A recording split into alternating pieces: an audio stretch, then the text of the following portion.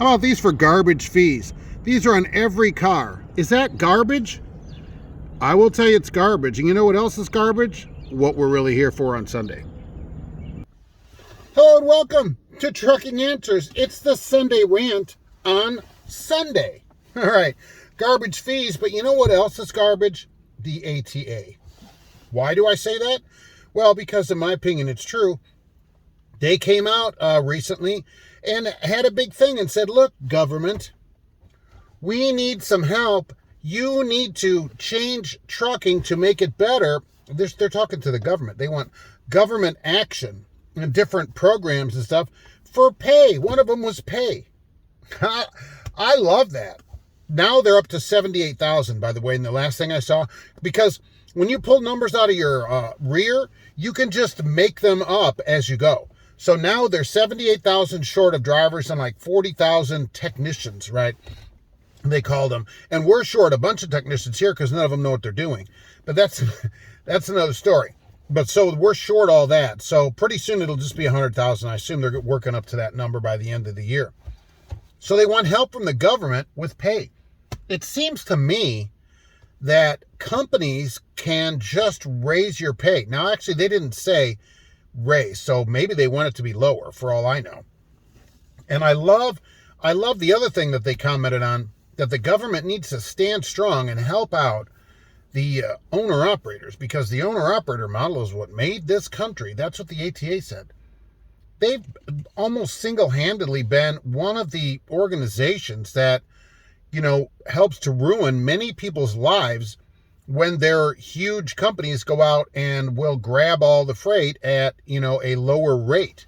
And so there's less freight at higher rates for owner-operators. So I love that they want the government, to help and say, well, we need to protect these owner-operators. And I think that is really so they can get them in, bamboozle them into a lease purchase, buying their used trucks that's had 400 drivers, and then they'll sell it to you for just $6.99 a week for only 7 years, and then a $1 buyout. And so that's how they get that. And so they don't want that to go away.